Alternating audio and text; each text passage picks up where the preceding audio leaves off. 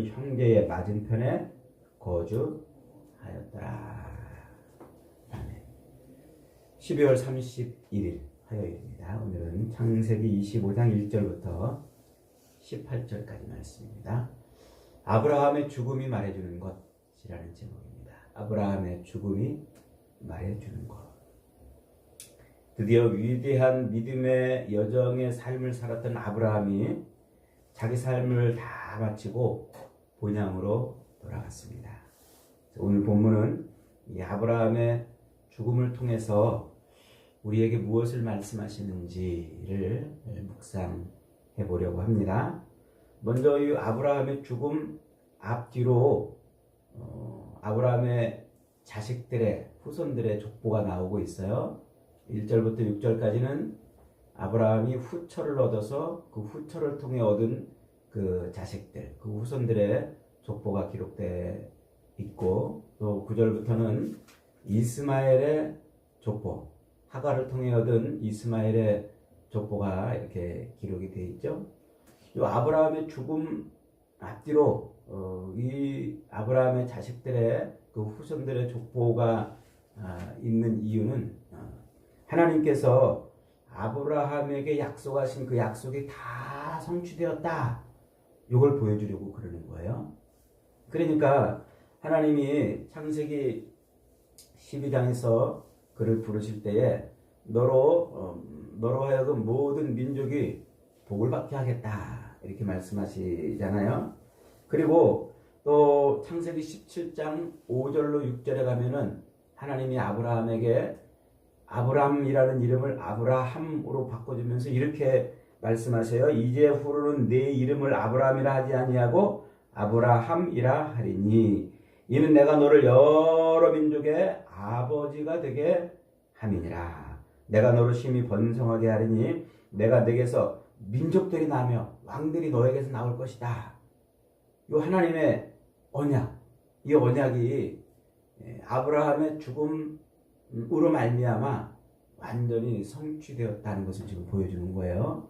그래서 아브라함의 또 후초를 통해 낳은 자식들이나 또 이스마엘을 통해서 이어지는 그 모든 후손들이 다 여러 민족들로 이렇게 나뉘어졌다는 것을 지금 보여주고 있는 거예요. 그래서 하나님이 아브라함에게 하신 그 모든 약속을 어떻게 하셨다?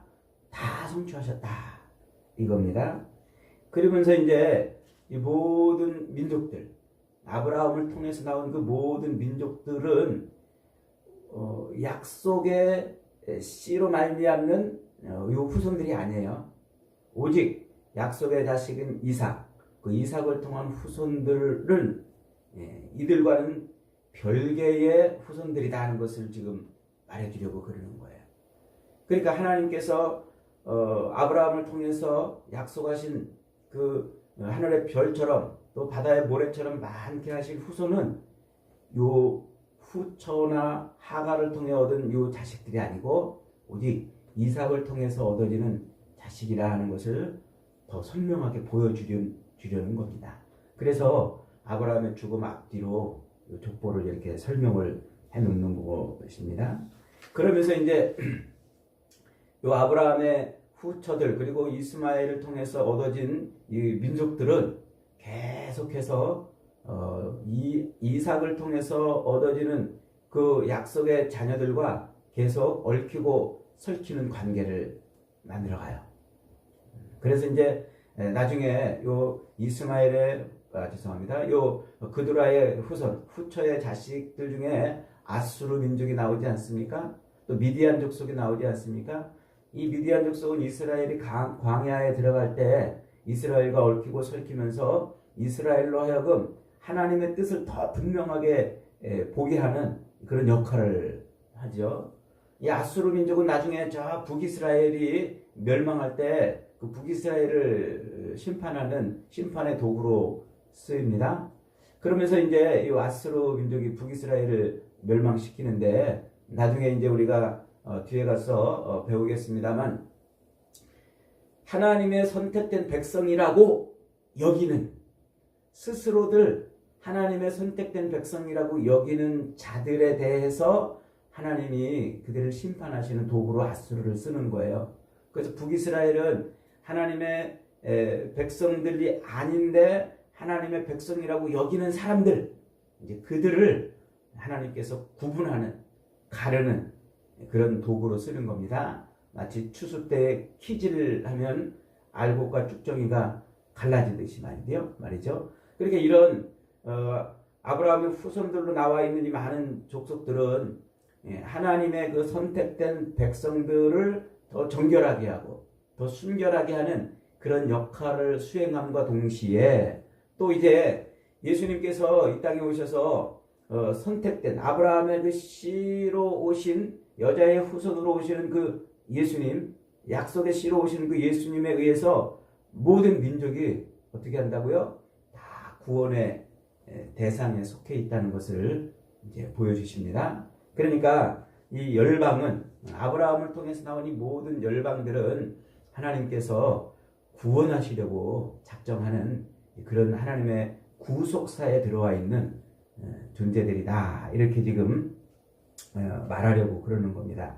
그게 지금 이 아브라함의 죽음 앞뒤로 붙어 있는 족보가 말해주는 겁니다. 자, 이제 아브라함의 죽음을 한번 살펴봅니다. 7절 한번 같이 읽습니다. 시작. 아브라함의 향년이 175세라 그의 나이가 높고 늙어서 기운이 다하여 죽어 자기 열조에게로 돌아갔다. 그랬어요. 아브라함이 향년 175세 그러잖아요. 우리가 이제 누가 죽으면 향년 몇 세에 죽었다, 향년 몇 세에 죽었다 이렇게 이제 말하는데 향년이라는 말은 연수를 누린 해라는 말이죠. 연수를 누린 해. 근데 요 히브리어로 향년, 우리말로 향년이라고 번역된 그 히브리어는 연수를 누린 해 이런 의미보다는 이 땅에서 허락된 날들이라는 의미예요.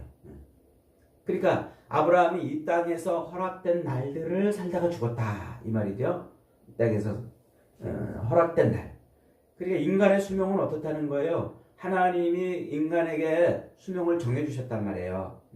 이 땅에서 사는 그 모든 인생의 수명이 어떤 사람은 낳자마자 죽는 사람도 있고 어떤 사람은 100세가 넘어서 사는 사람도 넘어서 죽는 사람도 있고 그 수많은 사람들이 수명이 다 제각각인데 그 사람들이 운이 없어서 죽은 게 아니라 재수가 없어서 죽은 게 아니라 혹은 질병이나 어쩌다 죽은 게 아니라 뭐라는 거예요? 하나님이 정해준 그 딱 연수가 있다는 거예요. 그게 우리가 다 이해가 안 되지만 성경은 그렇게 지금 말하고 있는 거예요. 하나님이 모든 인생에게 정해준 연수가 있다. 그 연수를 채우고 죽었다 이 말이에요. 그 연수를 채우고 죽었다. 그러니까 아브라함의 이 죽음을 통해서 우리가 봐야 될 첫 번째는 모든 인생은 하나님이 정해준 인생의 연수가 있구나. 이걸 잊어버리면 안 돼요. 그러니까 모든 인생은 수명이 정해져 있단 말이에요. 이 땅에서 영원히 살 수 없어요. 그 누구도 이 땅에서 천년 만년 살아갈 수 있는 사람이 없어요. 결국은 정해진 때를 살아가는 겁니다.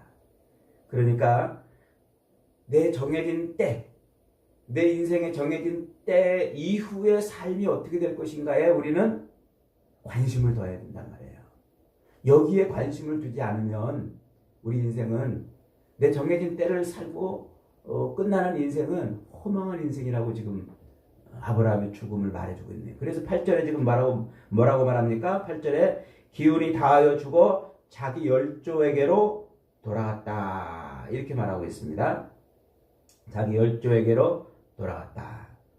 요 기운이 다했다. 기운이 다했다. 이 말은 육체에서 영혼이 떠나갔다. 이 말입니다.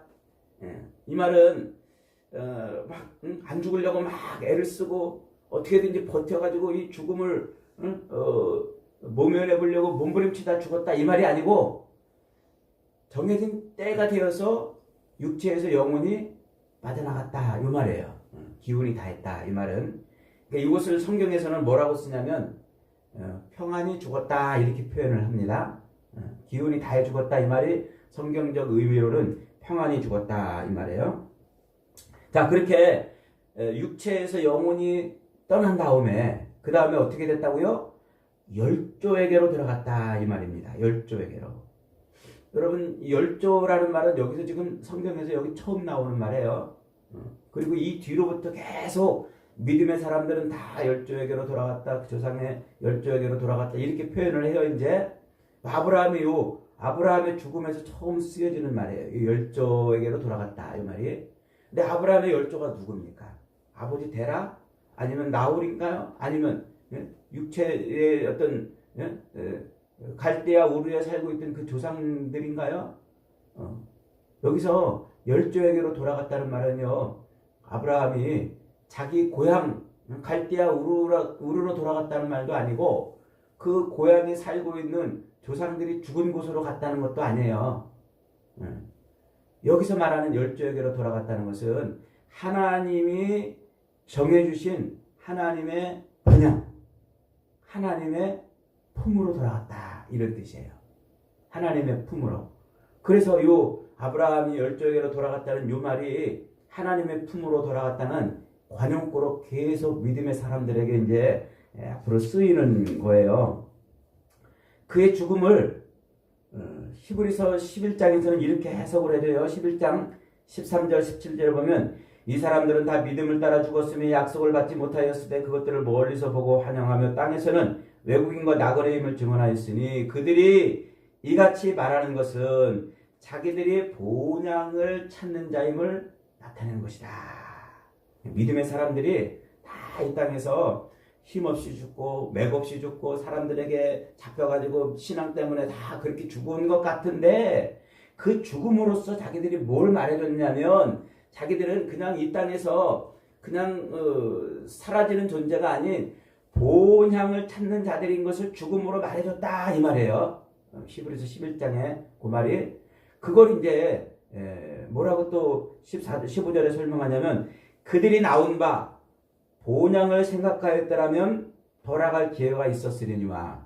그들이 자기 고향을 떠나가지고 다시 자기 고향으로 돌아갈 생각을 했다라면 얼마든지 돌아갈 기회가 있었지만 그들이 이제는 더 나은 본향, 자기가 떠나온 고향이 아닌 더 나은 본향을 사모하니 곧 하늘에 있는 것이다.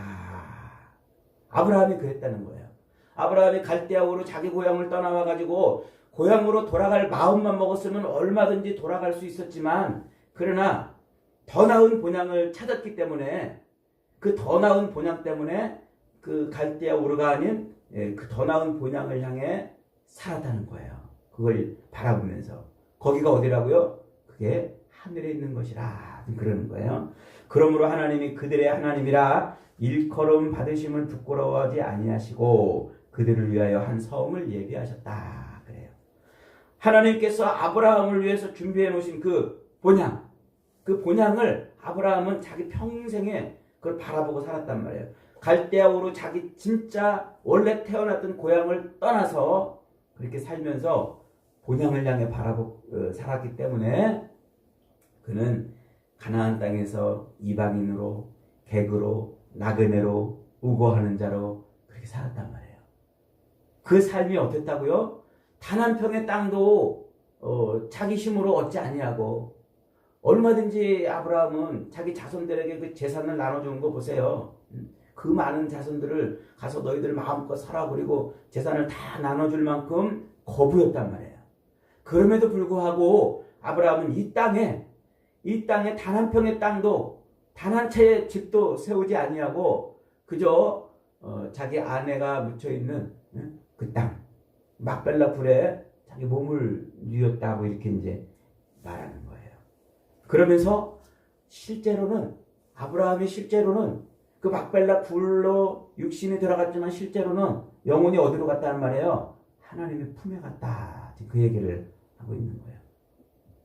여러분, 그러므로 이 아브라함의 죽음을 통해서 우리가 봐야 될 첫 번째는 누구도 죽음을 이길 수 없어요. 왜냐하면 창세기 2장 17절에서 선악을 알게 하는 나무의 열매를 먹으면 반드시 죽을 것이라는 이 하나님의 이 명령, 그 명령 때문에 육체의 죽음은 필연적입니다. 누구도 이것을 이길 수가 없어요. 정해져 있기 때문에. 인생의 날이 정해져 있기 때문에. 중요한 것은 그 인생의 날이 정해져서 영혼이 육체를 떠날 때 그 영혼이 어디로 갈 것이냐는 거예요. 영혼이 어디로 갈 것이냐. 육체를 떠나면 그 영혼이 어디로 갈 것이냐. 그 영혼이 갈 그 본향, 거기를 소망하며 살아야 된다. 육체로 있는 동안 영혼이 갈 본향을 소망하며 살아야 된다. 이렇게 말하고 있는 거예요. 그래서 우리는 이 땅을 사는 동안 항상 이 현세의 삶은 본향을 준비하는 삶인 것을 잊어버리면 안 돼요. 잊어버리면. 그래서 사도 바울은요, 로마서 8장 18절에 이런 말을 하고 있어요. 생각하건대 현재의 고난, 이 현세의 고난은 장차 우리에게 올 영광과 비교할 수 없도다. 이렇게 말해요. 그러니까 현세와 장차 올 세대가 있다는 것을 사도 바울은 정확하게 보여주고 있죠. 그러면서 빌립보서 3장에서는 우리의 시민권은 하늘에 있다. 우리는 하늘의 시민권을 둔 자이기 때문에 거기로부터 구원하는 자 곧 예수 그리스도를 기다리는 사람이다. 이렇게 우리를 설명해요. 그래서 우리는 이 땅을 사는 동안 뭐 해야 된다고요? 오직 만물을 자기에게 복종하게 하실 수 있는 자의 역사로 우리의 낮은 몸을 자기 영광의 몸의 형체와 같이 변하게 할 그날을 바라보면서 현재의 이 고통, 육체의 삶의 고통을 이겨내라. 이렇게 말해. 이겨내라. 그 본향, 우리가 갈 본향이 있다는 거예요. 그런데 그 본향은요, 우리가 갈 본향은 어떻게 성경이 묘사를 하고 있냐면 마태복음 25장 34절에 보니까 예수님이 이런 비유를 말씀하세요. 그때에 임금이 그 오른편에 있는 자들에게 이르시되 내 아버지께 복받을 자들이여 나와서 창세로부터 너희를 위하여 예비된 나라를 상속받아라. 이렇게 말해요. 양과 염소의 비유를 말하면서 마지막 종말의 때에 그 양으로 비유되는 성도들에게 뭐라고 말한다고요? 창세로부터 너희를 위해 예비된 나라를 상속하라. 그러니까 우리가 가야 될 그 본향은 언제 만들어졌다는 거예요? 창세부터 있다는 거예요. 창세부터. 창세라는 말은 제가 창세기 강의 1절 시작하면서 태초에 하나님이 천지를 창조하시니라 이 말을 설명하면서 말씀드렸죠. 창세라는 말이 뭐예요? 시간과 공간이 만들어지는 때란 말이에요. 그러니까 시간과 공간이 만들어지기 전부터 하나님의 나라가 있었던 거예요. 우리가 가야 될 본향이 있었던 거예요. 그래서 우리 성도들은 하나님의 그 본향, 창세전에 이미 만들어진 본향을 향해서 가야 되는 거예요. 그래서 이 땅을 사는 동안 우리는 늘 뭐 해야 된다고요? 거기에 마음을 두란 말이에요. 거기에. 이 땅에 마음을 두지 말고 거기에 마음을 두라. 거기가 우리가 가야 될 곳이기 때문에 그렇다는 거예요. 그래서 골로새서 3장 1절에서 사도 바울이 그러는 거예요. 그러므로 너희가 그리스도와 함께 다시 살리심을 받았으면 위의 것을 찾으라. 위의 것을. 거기는 그리스도께서 하나님 우편에 앉아 계시니라. 위의 것을 생각하고 땅의 것을 생각하지 말아라. 이 땅에 있는 것. 땅에 있는 것. 그러므로 땅에 있는 지체를 죽이라. 곧 음란과 부정과 사욕과 악한 정욕과 탐심이니 탐심은 우상숭배니라. 우리는 늘 마음을 어디다 두라고요? 하나님의 그 창세전에 예비하신 나라, 그 본향의 마음을 두고 살아라고요. 이 땅에 있는 것을 집착하고 땅에 있는 것을 얻으려고 애쓰고 몸부림치면 그게 뭐라고요? 그게 곧 우상숭배라. 그렇게 지금 말하고 있는 거예요. 그래서 성도는 이 땅, 현세, 아직 우리의 육신과 영혼이 이렇게 하나가 되어 있는 이때, 이 현세의 기간 동안에 우리는 뭐 하며 살아야 됩니까? 그리스도의 장성한 분량이 충만한 데까지 자라면서 하늘 본향을 늘 사모하며 살아야 되는 겁니다. 그래서 이 현세, 육신으로 사는 이 현세 동안 우리는 그렇게 하늘 본향을 바라보면서 살면서 하나님의 뜻이 내 삶 속에서 이루어지기를 소망하고 갈망하며 사는 거예요. 이게 육신의 삶이에요.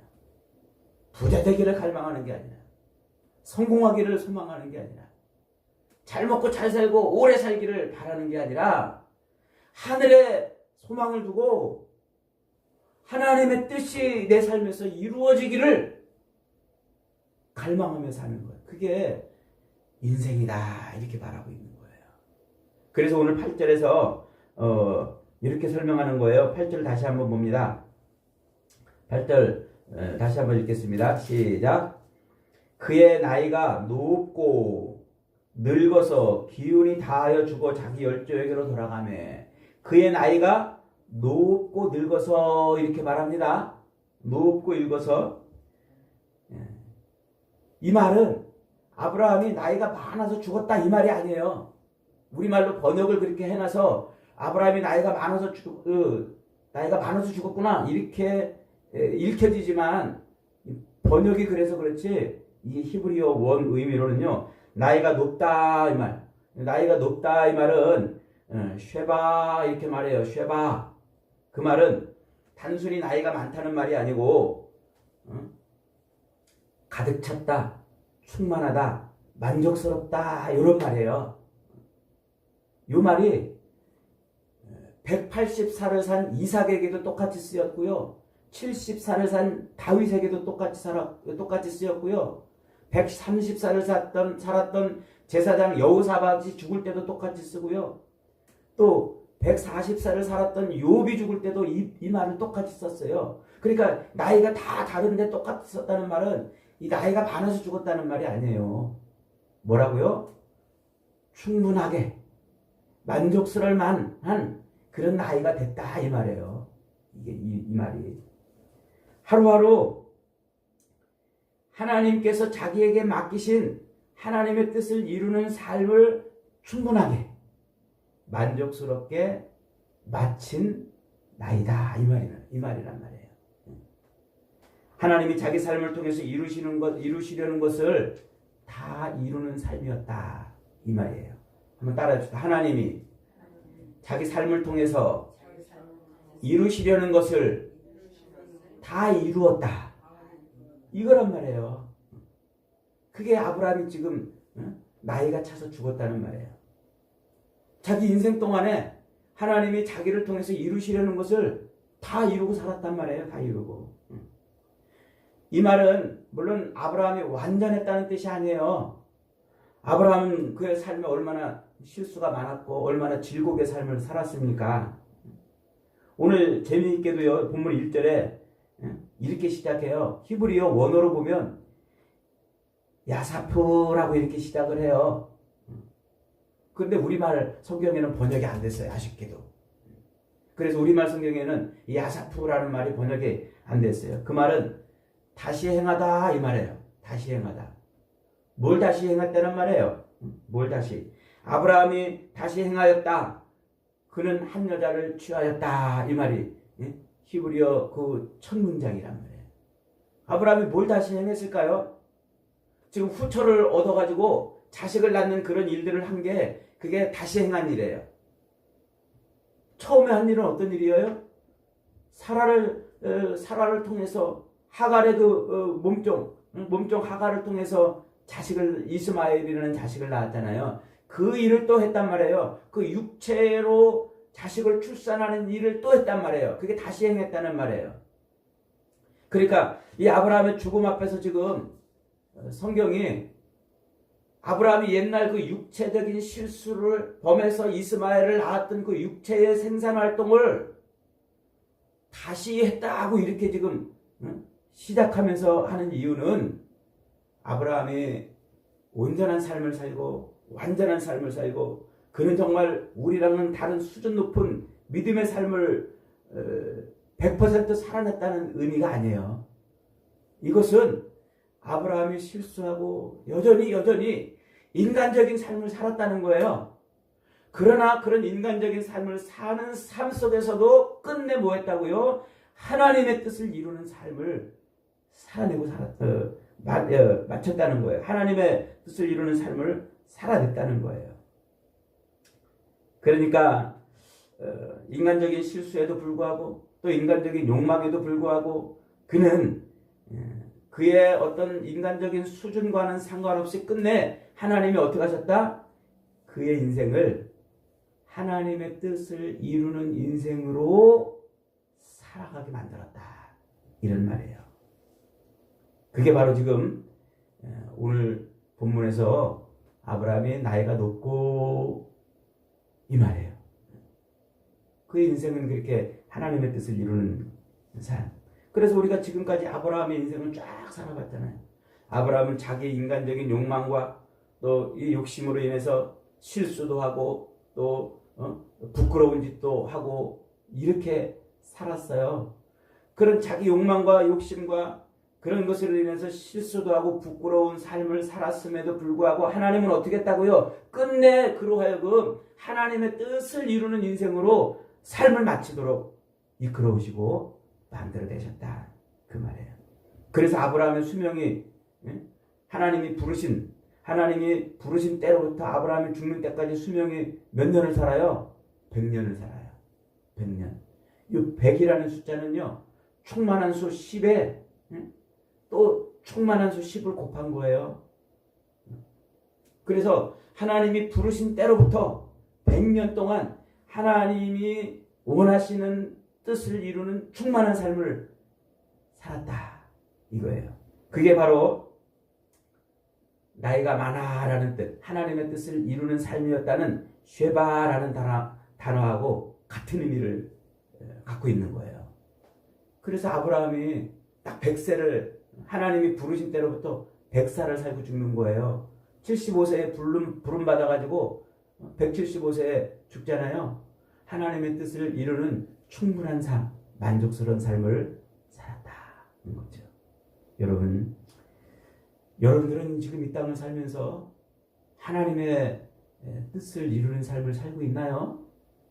우리 그걸 열망해야 돼요. 예수님도 이 땅에 오신 것이 아버지의 뜻을 이루려고 내가 이 땅에 왔습니다 라고 그러지 않아요? 그래서 마지막 십자가를 앞에 놓고 예수님도 뭐라고 기도해요? 아버지여, 할 수만 있거든 이 잔이 내게서 지나가게 하옵소서. 그러나 나의 원대로 마옵시고 아버지의 뜻대로 되기를 원합니다. 간구한 거예요.